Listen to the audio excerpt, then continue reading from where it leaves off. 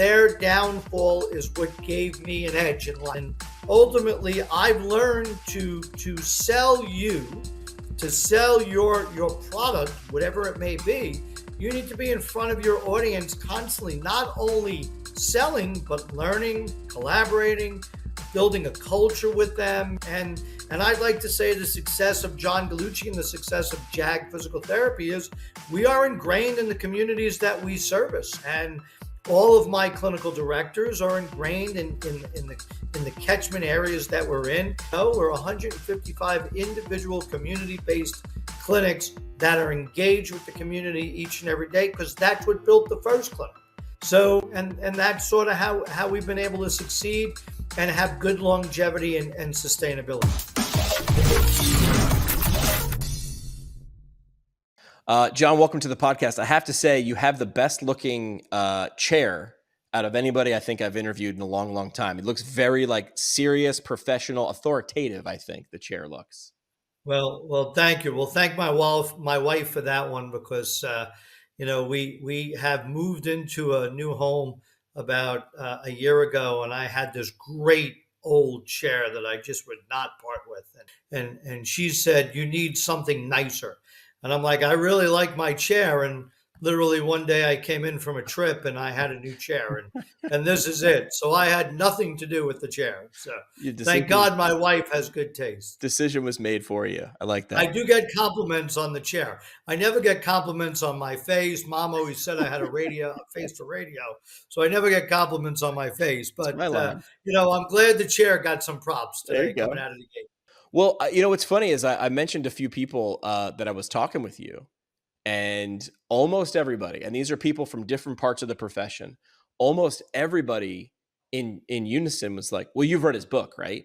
And I was like, I felt like almost on my heels. I was like, "Oh my God, I'm talking to him tomorrow. What am I supposed to do?" You should have said which book. That's what you should have said. Is it more than one? Because I found the one book they were talking about. All right, so let's go backwards. I'm usually pretty proud when I read a book. Never mind actually put down pen and paper and thought and time and write a book. So why, what's someone walking away with from your books?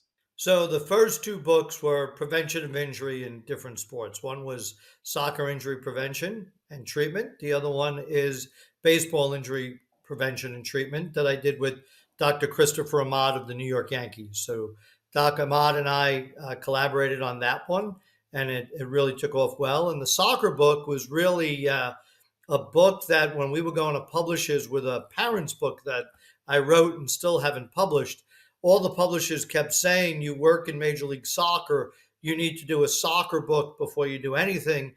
Otherwise, we're not going to publish you." And after about 14, 15 publishers told us the same thing, I'm like, "All right, I'll write a soccer book." And we wrote a soccer book. And the interesting thing is it's in multiple languages in multiple countries. It's in Chinese, it's in Spanish, and it's in English, and you can get it in multiple countries. So we're very proud of that. And then the baseball book was because Dr. Ahmad broke my chops that he was a soccer fan and I didn't collaborate with anybody. So he says, "You're going to write a baseball book with me." And we wrote a baseball injury prevention and treatment book. And then one day I was being interviewed. You're probably talking about the JAG Method book. That was it. I was being interviewed by a reporter, and I was coming off of the dais of a stage. And as you can tell, I'm an Italian kid from the Northeast, so I speak with my hands. But anyway, I was being interviewed, and the guy kind of stumped me because he said, "If you had to give me one thing in life that changed your life, what would it be? Like, what would be that thing in your career or that thing, that moment?" And I was like, "Oh my God, I've got like 30 of them." So I was like, "Hey, can I think about that overnight and shoot you a quick sentence or two?" And he was like, "Yeah, that's great." So I went to the airport, and of course, normal United, I got canceled and had to wait. And I was in the airport for about 5 hours and just started writing down some notes. And I ended up writing about 15 really important things that I felt kind of gave me inspiration or changed my direction or gave me motivation. And when I called up our chief marketing officer, Kayla George, I said, "Hey, I'm sending this to the reporter. What do you think?" And she goes, "I think you've got a great idea for us to write another book." Yeah. And we came together, and she helped me write a book, and it came out to be about 160 pages. And I'm like, this is boring as heck. Nobody's going to read this. I want to kick people in the butt. I want to motivate people. Let's make something that's 25 minutes, the same content, but let's take the 160 pages and shrink it down to 30 pages. So it's like a kick in the butt, 18 years old to 35-year-old. Hey, what inspires you? What motivates you? What pearl can I give you to give you that edge in life that may get you up and Yeah. going? And literally, that's how the JAG method was born. And I'm sure you figured out JAG by now, John Anthony Gallucci. So I keep it simple as you can. Yeah. I wish you had a little more energy though, John. I wish you were a little Yeah, more, I'm more. very introverted. I'm very shy. I'm actually the shy one in the family. So All right. So growing up in Brooklyn, you mentioned from the Northeast, and you're working in your family's surgical supply business. How'd those two experiences, you talked about maybe sitting there in the airport, sort of jotting down how moments, failures, successes, triumphs, friction really help shape our lives. That's what we measure it by. How did those two experiences help shape your interest in this profession that we're both in terms of physical therapy? yeah, I think that's an awesome question. So my mom and dad owned a surgical supply business in Brooklyn. They were raising us in Staten Island. So I was in the heart of Brooklyn during the day, and at home in Staten Island at night. And ultimately, my father had a durable medical equipment business for the community, and he did hospital relationships and home care relationships. And similar to what we've seen in the last 10 years in our industry, there was a consolidation going on in the mid 80s. And he thought he was going to be able to navigate, because he had a history of 30 to 32 years in the business, that he felt, oh, we've seen ups and downs. I'm going to be able to navigate it. Well, unfortunately, the healthcare systems or the hospitals around him decided to build their own, and one by one took away his contracts and took a small mom and pop business and put it out of business. And dad thought he was smarter than the curve, which was one of the lessons I've learned. You're never smarter than the curve. Understand it, try to adapt to it. And mom and dad unfortunately ended up losing a business, losing the home that I was raised in. Ended up going into a one-bedroom apartment. I was 19 at the time. My brother was in law school at the time. And my dad basically told you, I made you men, go figure it out. And I'm like, well, I'll come home. And he goes, you're not getting this. You need to go figure it out on your own. And I was very fortunate that I had family, friends, colleagues that at the time that I was going to school with, or I wrestled with, or I was on a team with. And at 13, I knew I wanted to be a physical therapist because I was delivering to physical therapy centers. So I haven't left the clinic since I'm 13. So a lot of people like to say, hey, how long have you been in physical therapy? And I always say, well, 44 years. And people are like, what? How is that possible? And I'm like, well, I'm 57. I've been in it since I'm 13. And I love it. I love being in the clinic. I love dealing with people. I love being engaged with people to help them get better in any way, shape, or form. I love motivating my staff and making them better, and motivating the community and helping people. After I get off this podcast, I'm running right to be a keynote speaker at the university I graduated for their winter sports tip-off dinner. So I believe that, one kind brings two back. And my mom and dad taught me that, although they had troubles in business and financially, their downfall is what gave me an edge in life, and Yeah.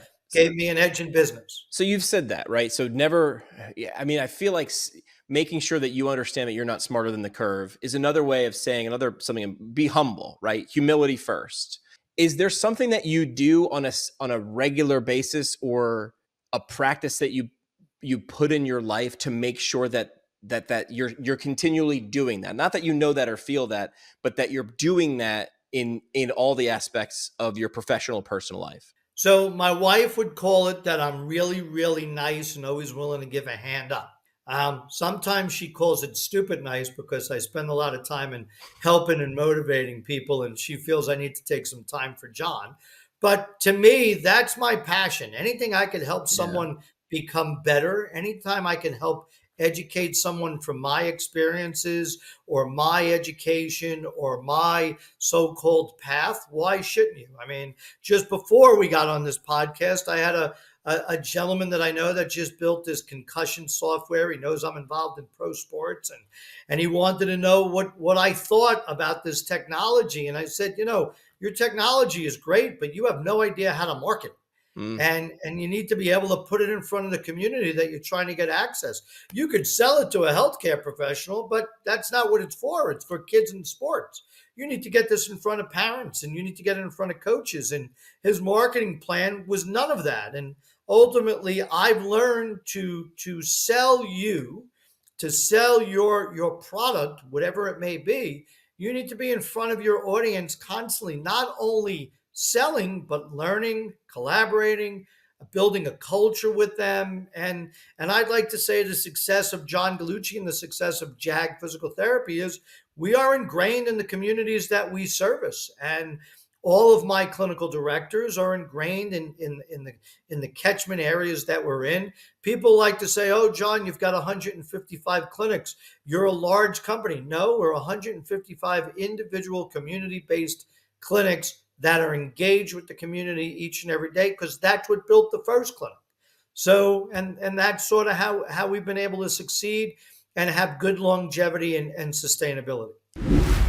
Physical therapists, if you're not up on blood flow restriction training, you're missing out. BFR, it's the future of rehab. Owens Recovery Science has the certification for learning BFR from the ground up. You'll get hands-on with the best tech, expert insights, and tools to deliver real results for your patients. Stop waiting. Check out owensrecoveryscience.com. That is owensrecoveryscience.com, and get certified in BFR today. Physical therapists, if you're ready to stop playing small and actually master your specialty, Brooks Institute of Higher Learning is where it's at. Imagine one-on-one mentoring, hands-on labs, top-tier facility, all while earning a full salary and benefits at Brooks Rehabilitation. We're talking 8 cutting-edge residencies, specialized fellowships, and a 93% board pass rate for graduates. Get trained by the best with the best.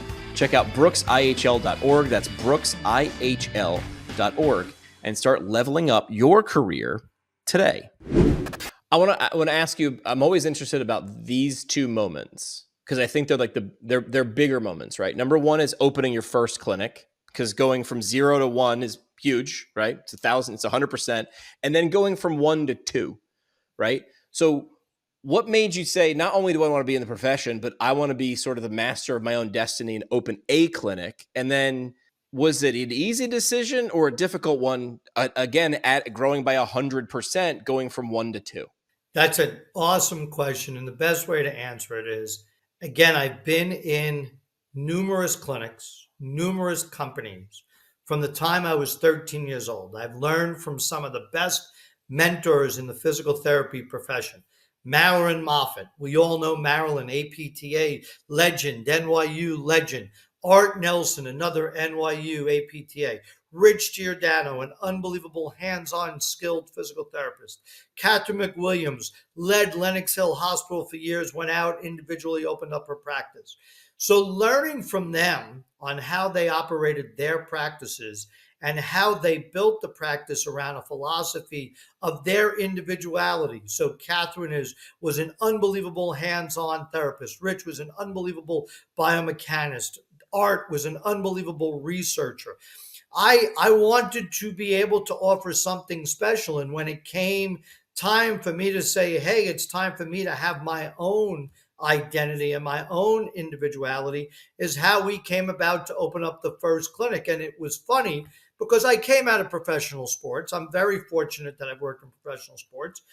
I had a friend that was with one of the sports marketing companies, and he was like, I'm going to give you your name of your company for free as a gift from me to you, and I'm going to teach you how to brand the name. And he gave me 35 different names, and I love them to death, but they were horrible. Really? I mean, they were everything we've seen today, and I won't name a few because there's a couple of those names out there, but it was everything we've seen before around movement, around success. Right. And my wife one day, she was doing our legal papers, and she said, what's the deal, bud? You got to name the company. You can't open a door without a Right. name. And on top of the paper, she had John Anthony Gallucci. And I'm like, well, what about JAG Physical Therapy? And she goes, your initials? And I said, listen, I love Gene Simmons. I'm a Kiss fan. Keep it simple, silly. So let's keep it simple. And she goes, okay, doing business as JAG Physical Therapy. And we go back to my marketing buddy, and he was like, oh, you mean like Jaguar? And I'm like, no, I mean like Jag, like me. And he goes, well, what do you mean? John Anthony Gallucci, it's me. And he goes, I don't know if that's going to sell. And, lo and behold, it sold. And here we are almost 21 years later, and we're doing okay. What about the jump from 1 to 2? Was that as scarier from 0 to 1?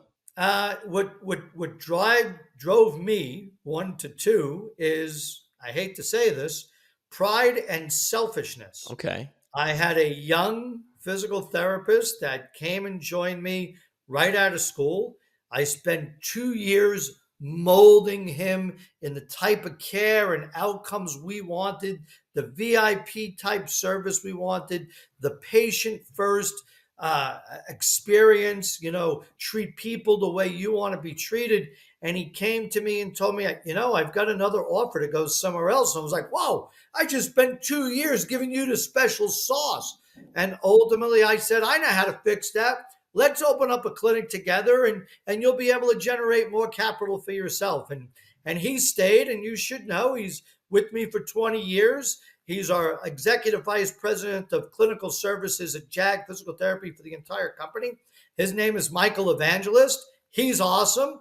And we've been together for 20 years. Now, the funny thing is he's my yin to my yang, or the yang to my yin, however they say that. But he's a laid back cat, and I'm a right in front of you, get out and let's go. So we did well together. So it was really, I didn't want to lose Mike. And ultimately, if you look at the first 7 centers, they were all kind of the same reason. We trained someone and I didn't want to lose them. I love that. That's probably I've asked people similar in your situation with multiple clinics that question, and I've never heard that type of answer before. So that's interesting. I like that. You just, my wife says I'm really unique. You're very unique. Well, here's a unique experience, and I have a great chair. And you got a great chair. You just mentioned Gene Simmons. On your 50th birthday, you had the opportunity to meet Gene Simmons, and I'm old enough to know that part of the audience is going, "Who's that?" I'm like, "Well, look up the band Kiss. Go to Spotify, kids, and just play a couple Kiss songs." Chances are, especially if you've been to professional sports games, you've heard them playing in the background.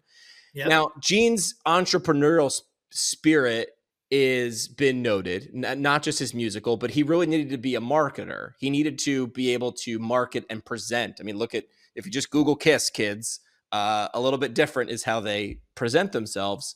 How has his approach influenced your business philosophy? I mean, I get some similar vibes in terms of the intensity. Gene Simmons was never one to do anything small or quiet. So what lessons from Gene and Kiss have you also been able to apply to your career? So that's a great question. And also for the audience that may be a little bit younger than I am and don't know Gene Simmons and Kiss, they may have seen Family Jewels with Gene Simmons. And many people may have seen that on television. And if you watch that and you watch some of the episodes where he's in his office and he's showing you the history of his entrepreneurial sense. And some people get that and some don't. He's talking about businesses, restaurants, albums he's producing, different things he's doing in radio, television, movies, real estate. So if you really have an opportunity and want to learn anything from Gene Simmons, watch a couple of episodes of Family Jewels, but really pay attention to when he's in his office and the shots of his office. And you kind of see, this is a man that kind of touches every industry in an entrepreneurial sense. But on my 50th birthday, as a surprise, my team, my family, my brother, my best friend, my brother Mario, my best friend Stu Schwerner, and my cousin Rich, and my cousin Andrew put together a weekend, which was originally just to go down to Mardi Gras in New Orleans. And I've never been, here I've been all over with sports, but never went to Mardi Gras. So I'm like, all right, sounds like a hoot. So we go down and we're down there for 2 days. And I'm like, all right, what else we doing? We listened to the music. We had a couple of drinks. Like, this is nice, but it's really crowded. And like, what's next? And then they took me to a fancy restaurant. I'm like, all right, I'm from New York. We've got a lot of nice fancy restaurants. So sure enough, they have this ball every year, and Kiss was playing at the ball. So there's this big parade, and then Kiss goes into the big Coliseum and was the act. And ultimately we get there, and no, it's a ball. We're in tuxedos. Oh, sure. So yeah, so we're in. I'll send you a picture if we get a chance. But so we're in full tuxedo, and ultimately we're at the seats. And my buddy goes, "Hey, follow me," and I follow him. And sure enough, they bring me to the belly of the stadium. And what they did was got a one-on-one experience with me and Gene Simmons for an hour underneath the tunnels of the stadium in New Orleans. And he was awesome. First of all, he comes in. I was shocked. He was all dressed up because it was an hour before. So he's all dressed up. He's got his 6-inch heels. And, we did the whole fan thing, took a couple of pictures for 10 minutes. But then literally for 45, 50 minutes, we talked about entrepreneurialism, marketing, branding, understanding your audience, understanding who you want to get to understand what you're doing. How do you replicate that? How do you get your fan base to market for you? So it was awesome, and he kind of shared the whole concept of the makeup and the whole outfit that they wear and the rationale, and I was just so taken back by it that it was great that I went back to my marketing team and said, "We've got to do this, we've got to do this," and they were like, "John, you're not putting makeup on, so get that out of your head." So needless to say, I don't treat patients with makeup, but ultimately, he's just someone that people should take a step back and realize what he's been able to create and build. And it's all based on his drive and his passion and his entrepreneurial spirit. Yeah, there's been a couple bands out there with my background in radio, and there's only been a few that have been bigger than just creating music. I mean, you can say Kiss created some anthem rock, legendary songs. But Gene Simmons was that, which is what he was very much a yes and. Yes, he's a musician and he just sort of looked at life, and from the interviews that I've seen him in, he just looked at how could he take that energy, and even if he didn't know about the field or the thing he was going into, he sort of brute forced his way in there. I'll figure it out, but I'm going to bring this energy, which was sort of almost unparalleled if you've ever watched them on stage, of course. I'm going to figure it out. I'm going to change this my way. And some of his things failed, and that's okay because he sort of played the numbers game. You have to fail to succeed. I don't know how many times I say that in a day. I say it to my children. I say it to my team. You're not going to understand the flavor of success until you've been knocked down and you fail and you get back up. Yeah. And listen, I educate all over. I'm going into business schools. I'm going into entrepreneurial programs. I'm going into physical therapy, occupational therapy, athletic training programs. I go into different motivational speaking events. But I tell people all the time, if you've never been knocked down or you've never failed or you've never made a mistake, you're never going to appreciate your success. Agreed. So that's very important. And Gene will tell you, they've tried things that just were horrible. We've tried things that just didn't work out. But at least you've tried it. Yeah. And you walk away smarter. I was reading a great book about the book's called Where Do Good Ideas Come From? And the author essentially said, people are afraid of going back to square one. But the thing that you have to pay attention to is you are now armed with the information with what brought you back, made you go back to square one. So you're not the same person at the same spot, even if you are at square one. So how do you figure it out again? You can take those lessons of failure and put them towards success. Now you can fast track that. You've mentioned the relationship. You talked about your cousin Rich and him being a mentor in your life. And I feel like mentorship is a way of someone maybe pointing out that landmine of failure before you happen to step on it, a good way of looking at that. How did your cousin Rich as a mentor influence your approach to building and scaling your practice? What was his background?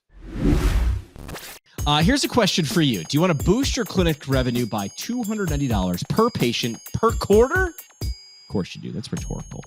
Physiotech's remote therapeutic monitoring can help you do that, enhance patient outcomes, ease provider workload, and turbocharge your earnings. Kickstart with RTM at physiotech.ca. That's physiotech.ca. And the thing you interact with the most at your clinic, if you're a therapist, like it or not, is your EMR. MW Therapy's all-in-one outpatient PT EMR gives you seamless integration of patient portals, marketing automations, and billing, all at one unbelievable value. Switching over is a breeze too. Kick the tires, take a test drive at mwtherapy.com. And where is your PT career going? It's not rhetorical, it's literal. Embark on extraordinary patient care adventures with Jackson Therapy Partners. Visit them at jacksontherapy.com. This is perfect for physical therapists eager to make their mark, to do what you want to do, where you want to do it. Discover where your career can take you at jacksontherapy.com. So Rich is a physical therapist. So again, like I told you, I started in clinics at 13. I was at a family party, 16 and a half, 17 years old, applying to colleges. I thought I was going to wrestle in college. I was a wrestler. And Rich was the guy that was always around the kids, the athletes, trying to get us engaged in different activities and trying to bring us out to speak to each other. And one day he had probably 5 of us, including my brother, a couple of cousins, and he turned to me and he goes, "You're going into your senior year. I know you're getting offers to go and wrestle, but what's your plan in life?" And I said, "Well, I'm going to go to college and wrestle." And he goes, and listen, if you know Rich, he's very matter of fact. And he goes, "No, idiot. What do you want to do in life? You're going to college to do something." I said, "Well, because of my dad's business, I've been around physical therapists a lot and I've been in clinics. I'd love to be a physical therapist." And the next thing, I got swatted in the back of the head. And he goes, "Do you have any idea what I do for a living?" And I said, "No." And he goes, "Well, I'm a physical therapist and I have a small private practice. I work for a hospital as well. I do some sports stuff." He goes, "If you really want to be a physical therapist this summer, I'd like you to come and work with me." And he goes, "I'll tell you if you can be a physical therapist or not and if you have what it takes." And ultimately, I went up to his clinic and moved in with his family. And we would start the day at 5:30, where I had to run to stay fit for wrestling. And he would run with me, and then we'd be in the office by 6:45, and we'd see patients from 6:45 until 7 o'clock at night, and then we'd stop for dinner and get home by 9:30. You'd crash at 10 o'clock and start the day all over the next day. And I did that for 10 weeks, and it really taught me how to talk to people, taught me how to motivate people, taught me how to interact with physicians that, think about it, I was a 17-year-old kid. A physician was like a god to me, and I was able to speak to them. And Rich took me to various education programs. I mean, the joke around New York City is Ronnie Barnes from the New York Giants and Russ Warren from the New York Giants and Mike Saunders from the New York Knicks. They knew me when I was 17 years old because I was going to these education sessions with Rich. And ultimately, it sort of gave me a light of direction of sports versus private practice. And I believe, why not do all of it? And I've been able to do it. I've been able to work in pro sports. I'm dual degree, dual licensed. I'm a certified athletic trainer. I've worked as a certified athletic trainer. I'm a licensed physical therapist. I've worked as a licensed physical therapist. I'm an entrepreneur. I'm a business owner. I'm an author. I'm a speaker. In my opinion, you only go through one. So why not try everything? Very Gene Simmons. Yes. Very Gene Simmons. Last thing we can do on an episode, John, is called the parting shot. And that's your chance for either a mic drop moment, a soapbox statement. What would you want to leave with the audience? Is there something that you'd want to make sure they don't forget? The best thing I could possibly tell your audience is never take no for an answer. If you want it, go get it. And if you get knocked down, get back up and you'll enjoy that taste of success. It's so important. Follow your path and follow your dreams. Love it. You only go through one. You only go through once. So do what you got to do. Well played. John, appreciate, I was going to say bring in your insight, but I feel like your energy comes into the room before your insight does. It's pretty big. I like that. thanks for doing what you do and being a good example. The one thing I would want to, that I'm holding on to, is you don't have 155 clinics. You've got 155 individual community clinics. I think that's a good way to look at it. And I'm so proud of what our team has been able to achieve. Appreciate it. All right.